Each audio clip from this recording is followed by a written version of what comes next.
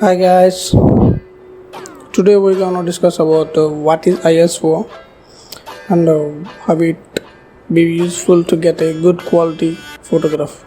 Okay, let's get into the topic.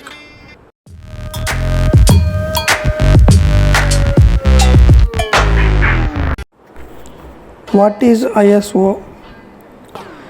ISO is a part of exposure triangle, which means shutter speed, aperture, ISO. To understand in order to get the most out of your camera. See, ISO not only influences the exposure of your image, but it also has an impact on your image. ISO speed measures how sensitivity your image sensor in digital camera or film cameras to light. Lower ISO values means your sensor is less sensitivity to light, and higher ISO numbers indicate the opposite, increased sensitivity to light. In digital cameras, the ISO scale normally starts at 100. Let's see these examples. Okay. Let's see the above picture. This triangle. See why triangle? The triangle is very useful to understand the ISO, aperture and shutter. The combination of three components will give you the better quality and a professional look for your photography.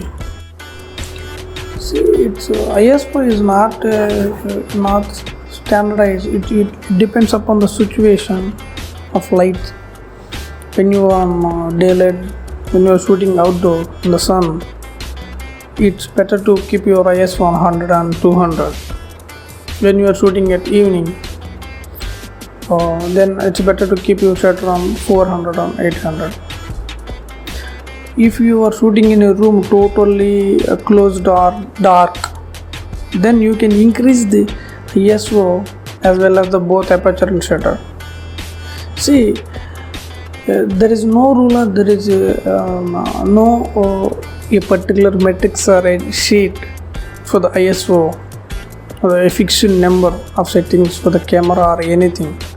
It will change on, depends upon the lighting and the situation which you are shooting. When you are shooting in a daylight condition, then this picture is an example for your shoot, because the amount of light passing through, so you have to decrease your shutter, keep on 100 and 200. It's only for single condition, not for all the conditions in the evening or night or closed rooms. It's vary. ISO may vary. It depends upon the location. So when you are shooting in a dark room, there is no light entering in the room, then this scenario will reverse.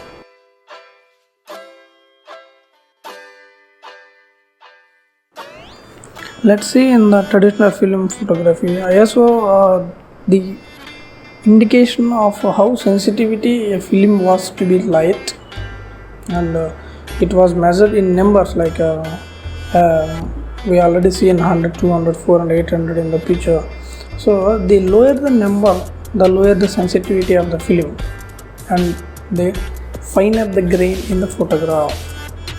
See, when the higher ISO settings are generally used in dark situations to get faster shutter speeds. However, the higher ISO noise at the photograph. Okay. So in these traditional film photography, film cameras can only change ISO value by changing the film in the camera, but not in digital cameras. We can change ISO settings at any time with our camera settings. Let's see in digital photography how ISO is measured. ISO is measured the sensitivity of image sensor.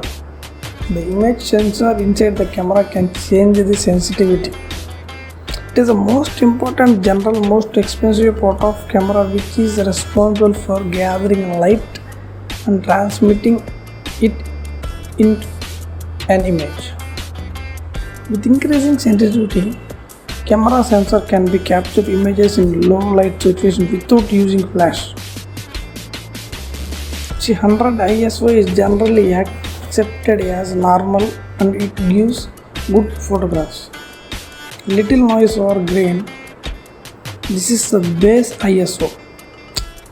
What it means is, typically base ISO is lowest ISO number of the sensor that can produce the highest image quality without adding any noise to the picture. On some of few cameras, we can see the basic ISO is typically 200, while some cameras have the base ISO 100. So optimally you should always try to stick to the basic ISO to get the highest image quality. It's not always possible to be so, especially when working in low light conditions. Typically ISO number starts from 100 to 200 base ISO and increment in the value of geometric progression factors of 2. So the ISO sequence is 100, 200, 400, 800, 600, 3200, 6400 and so on.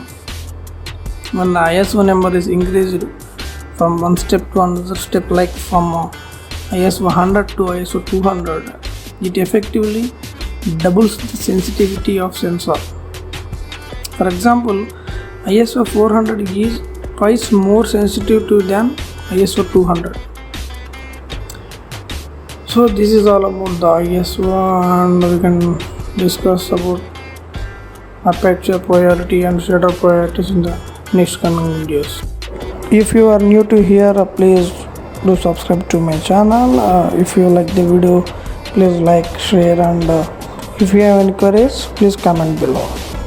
Thank you.